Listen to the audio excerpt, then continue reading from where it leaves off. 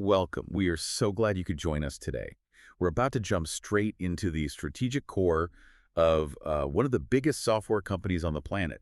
If you really need to understand the financial health, the super aggressive AI roadmap, and the monetization strategy for Adobe, you're definitely in the right place. But before we get started, please do us a huge favor. Hit that like button, share this with anyone you think needs this info, and definitely subscribe and stick around. We have a ton of insight to get through from their latest earnings call. Yeah, today's mission is, I think, pretty critical. We are going line by line through Adobe's Q4 and full fiscal year 2025 earnings call transcript.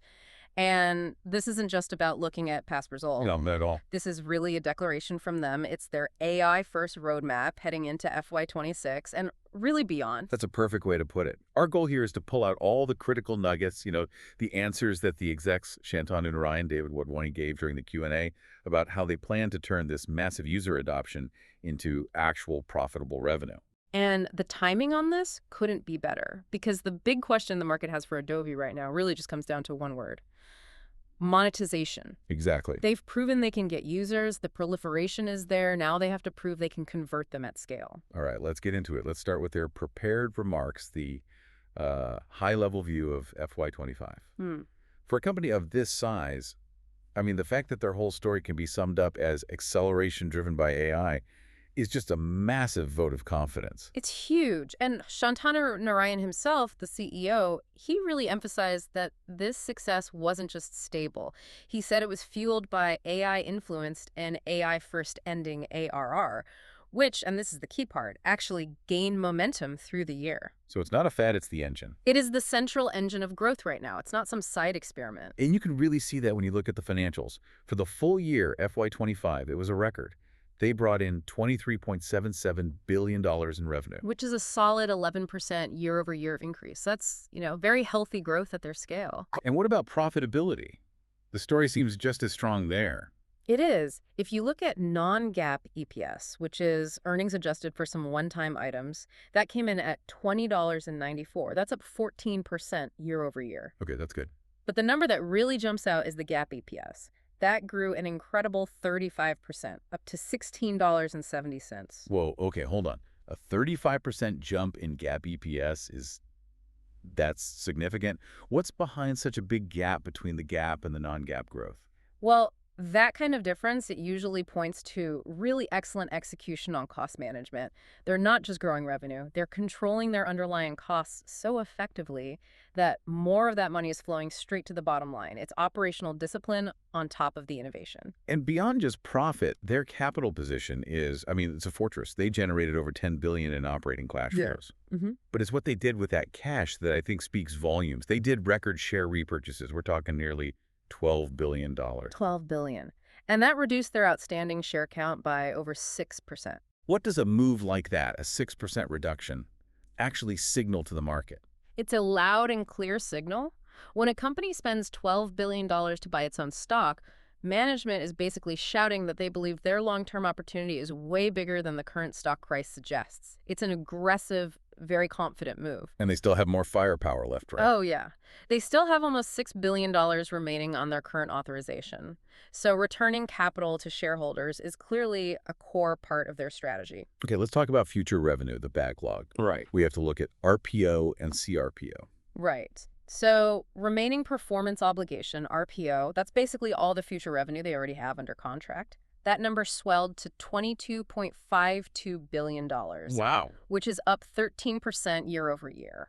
And crucially, the current RPO, or CRPO, that's the slice they expect to recognize in the next 12 months, that grew 11%. And why should you, listening at home, care so much about these metrics? Why do they matter? Because they're the clearest signs of predictability.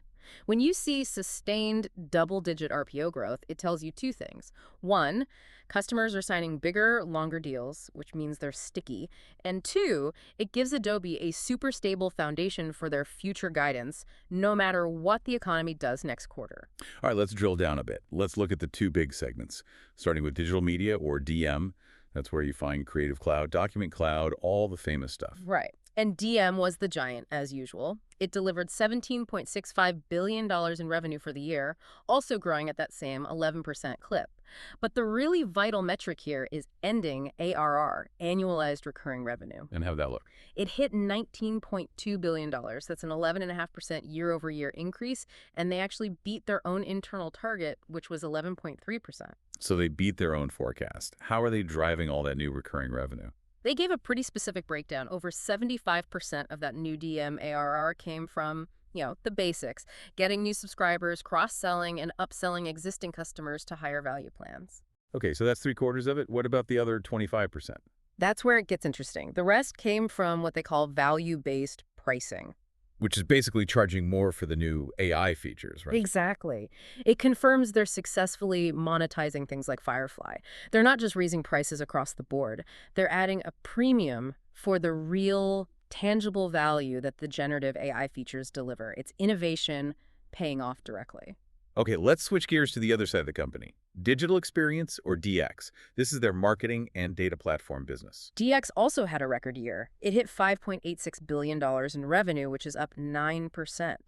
But Yeah. inside that number, the higher quality subscription revenue grew even faster, up 11% to $5.41 billion. So that shows they're successfully moving that business to a recurring model too. Precisely. Less reliance on one-off service fees, more predictable subscriptions. And here's the data point from Q4 that I think just validates this whole AI investment. They said the total new AI-influenced ARR now makes up more than one-third of their entire book of business. One-third. That is a massive inflection point. It's management's proof in black and white that AI is not a sideshow. The majority of their new deals and upsells are directly tied to an AI value proposition. That, plus a record quarter for net new ARR overall, is what gives them the confidence to set that record-breaking guidance for next year. Shantanu Narayan also spent a lot of time talking about their vision, and he structured it around three different audiences. It seems like they really get that a Photoshop user needs a totally different AI than, say, a CMO at a Fortune 500 company. Yeah, that segmented strategy is everything for them going forward. They're tailoring their entire AI approach for three distinct groups. And who are they? First, you have your business professionals and consumers. Then you have creators and creative professionals. And finally, you have the marketing professionals. This customization is key. So for that first group, the business pros and consumers, what's the play? This is the Acrobat and Express crowd. For them, it is all about AI-driven productivity and just making things easy. Think quick, simple apps delivered through freemium models, conversational AI, what they call agentic interfaces.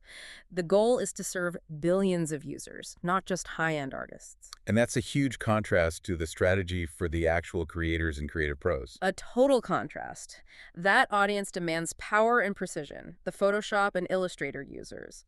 So for them, the strategy is about combining the trust of their own commercially safe Firefly models with the flexibility of integrating other people's models. How many other models are we talking about? They mentioned over 25 third-party partners, big names like Google, OpenAI, but also specialized ones for video and audio like Luma.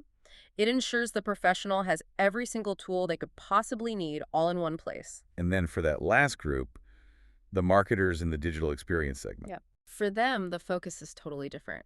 It's about customer experience orchestration, managing data, personalizing campaigns, and just maintaining the brand's integrity across, a million different touch points. It's all built on the Adobe Experience platform. They also made a big deal about their partner ecosystem, AWS, Azure, Google Gemini, Microsoft Copilot, OpenAI. Why is being model agnostic so smart for them? It's brilliant. It's both risk mitigation and a way to maximize their own value. By positioning Adobe as the essential workflow layer, the place where all the content gets made and managed, they don't have to care which foundation model wins. So if a Google's model gets better at video, It just flows right through Adobe Premiere. If OpenAI's is best for text, it integrates into their content supply chain. It guarantees that Adobe stays relevant no matter what happens in the underlying tech. They win either way. that's the framework. But where is it actually working? Let's talk proof points, starting with those business professionals and consumers. The clearest proof of monetization there is the new offering they call Acrobat Studio. This is way more than just a PDF editor. It combines their AI assistant for talking to your documents, PDF spaces for collaboration, and the generative creation tools from Express.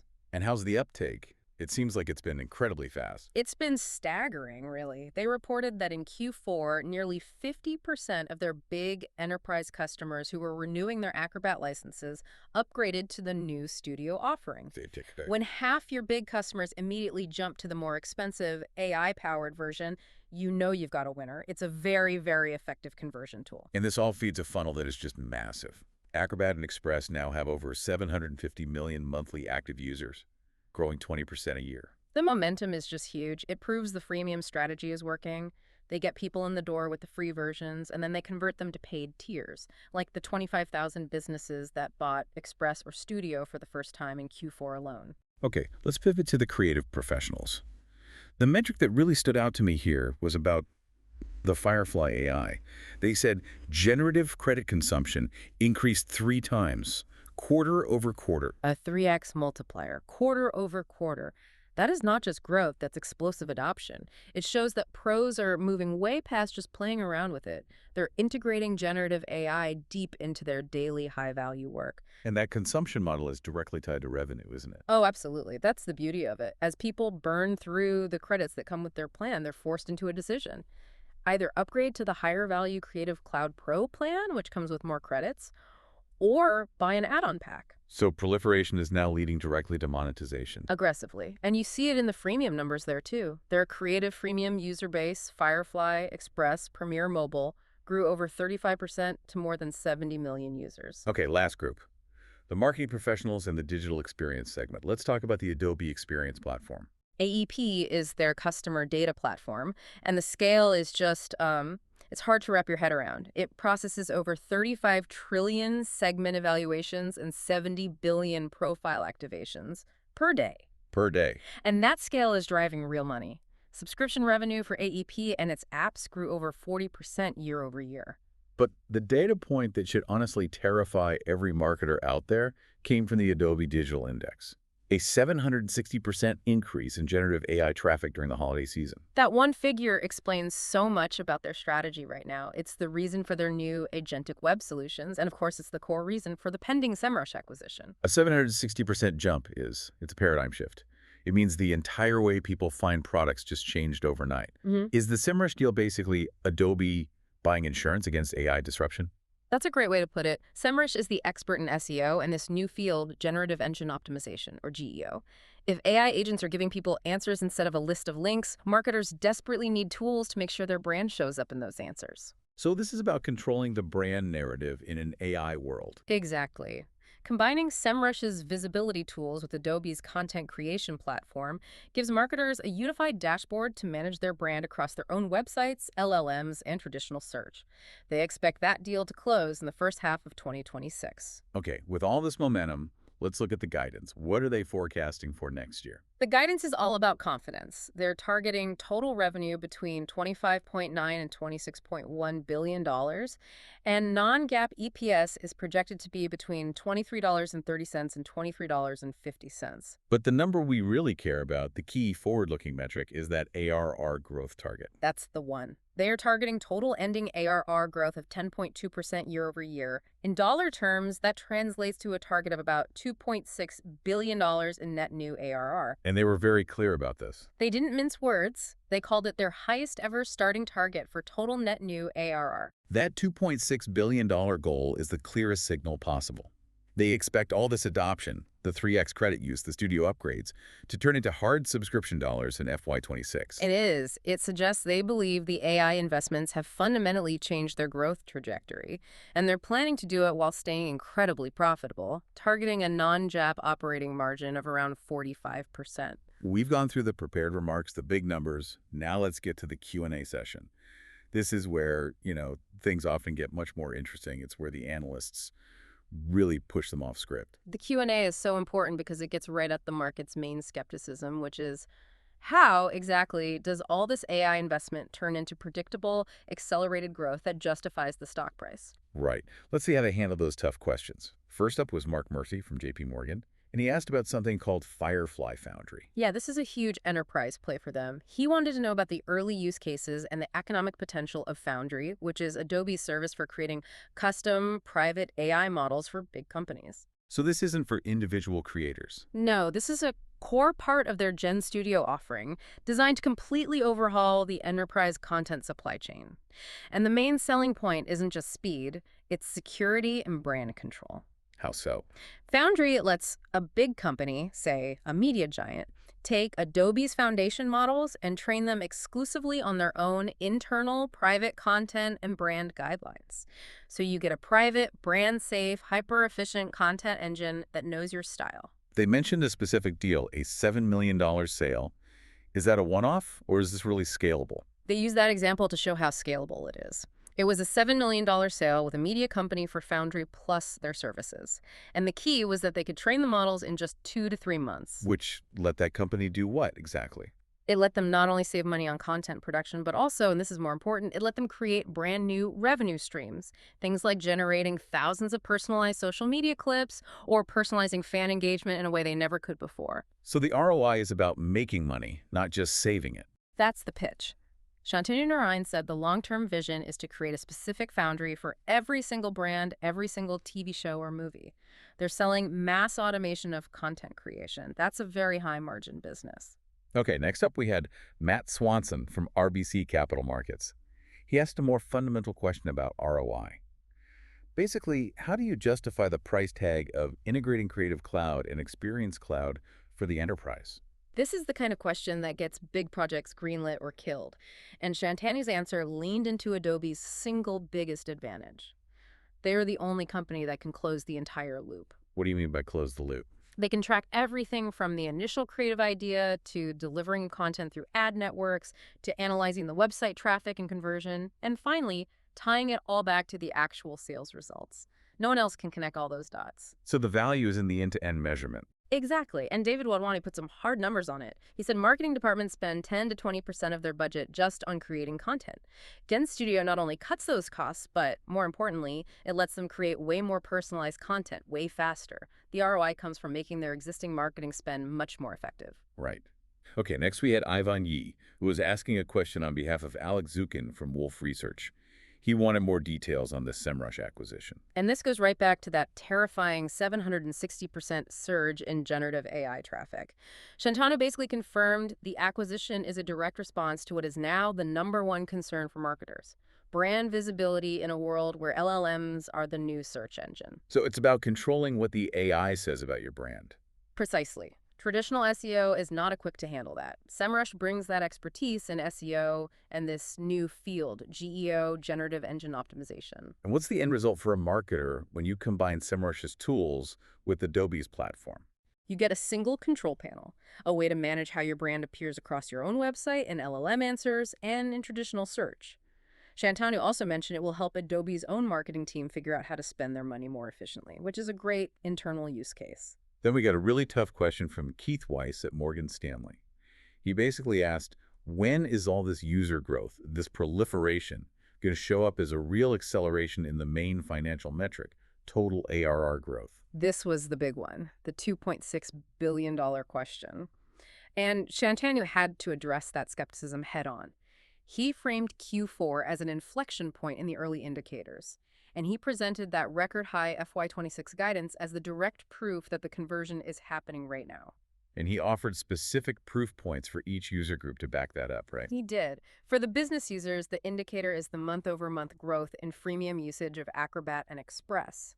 For the creative pros, he pointed to the fact that the core subscription business has stabilized and is now seeing new growth from things like the standalone Firefly app and, of course, Foundry at the high end. So the argument is that the AI investments have created new, higher-value products that are successfully capturing all that new user growth. That's the whole story. The business model has structurally changed. The leading indicators are now strong enough for them to confidently set their highest ever ARR target. Now it's just about execution.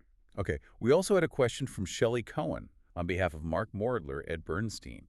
She pointed out that while FY25 ARR growth was 11.5%, the guidance for FY26 is 10.2%. She wanted to know why there's a slight deceleration. It's a fair question, and it's often a way of asking if the company's just getting too big to keep growing at the same rate. But Shantanu didn't really get into the weeds of that 1.3% difference. What do you do instead? He pivoted. He focused his answer on reinforcing their confidence across all 3 customer groups that supports that massive $2.6 billion target. He just listed the drivers again.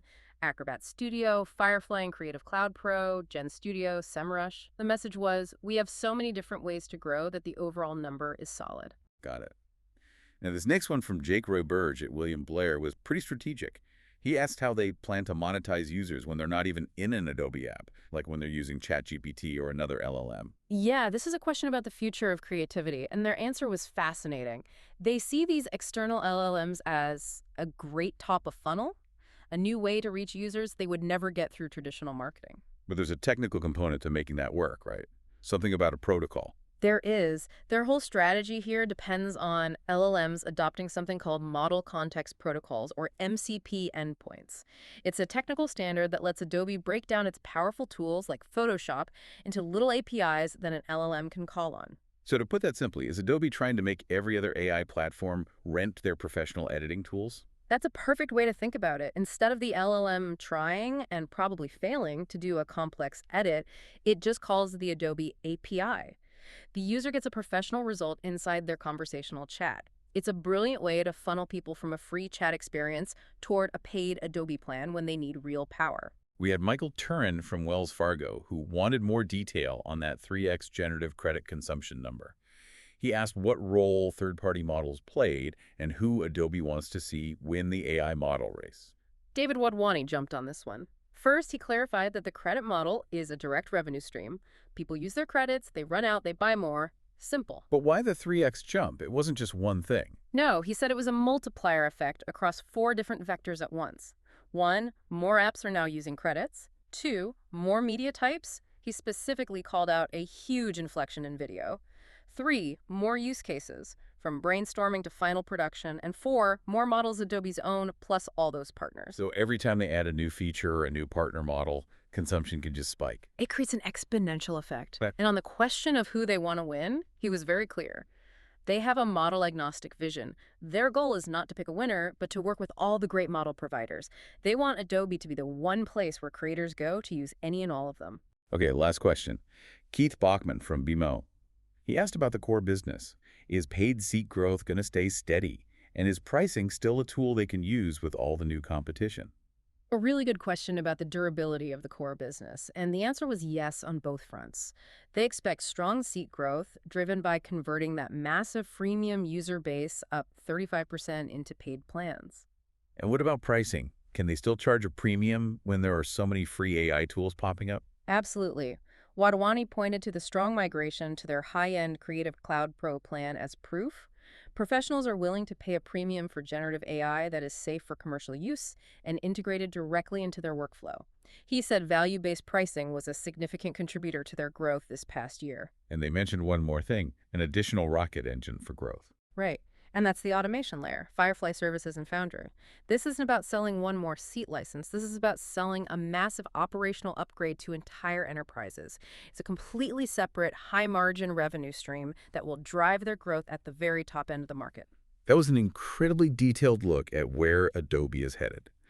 It's so clear that this is a company in the middle of a massive structural shift. Let's try to boil it down to the 3 key themes that are really driving their success. I think you can really see 3 things that are all working together. First is their mastery of customer groupings. They're serving everyone from a casual user who wants a free app all the way up to a giant media company that needs a private AI model. That segmentation is just working incredibly well. Second has to be the quantifiable AI infusion. This is not a press release anymore. When AI-influenced ARR is over a third of your business and your credit consumption triples in a quarter, it proves that customers are getting real value from the AI, and they are willing to pay for it. And third is just their strategic agility. They're executing across every channel from digital to enterprise. And that model-agnostic approach is key. It ensures that no matter who builds the best AI model, Adobe remains the essential place where that model gets used for professional work. So I think the biggest takeaway here is that Adobe didn't just have a great year. They are exiting FY2025 with these really concrete leading indicators, the 3x credit use, the huge studio upgrades, that show they're a genuine inflection point. And that inflection point is what gives them the confidence to set that highest ever starting target for new ARR at $2.6 billion. The whole company is now focused on capturing the huge opportunities being created by agentic AI and content automation. They've built the tools, and now they're proving they can sell them. Which brings us to our final provocative thought for you to consider as you process all of this. Yeah, everything we've talked about, the agentic web, the SEMrush deal, a 760% jump in AI traffic, it all suggests that the very nature of content creation is changing. Marketers and creators can no longer think of content as a purely human, craft-based activity. So how quickly is this going to happen? How fast does content creation become less about art and more about being an AI-driven optimization problem, where the main goal is just to be understood and represented accurately by machine learning models? That shift from art to algorithm is where all the future enterprise money is going to go, and Adobe has positioned itself right in the middle of it. Thank you so much for joining us for this deep dive into Adobe's critical strategic pivot. We covered a ton of ground today, from the $23 billion in revenue all the way down to model context protocol endpoints. We really hope this gave you the quick but thorough knowledge you were looking for on where the entire creative and digital experience economy is headed. Before you go, please take a second to hit that like button, share this with anyone who needs to understand this shift, and subscribe for more deep dives. We'll see you next time.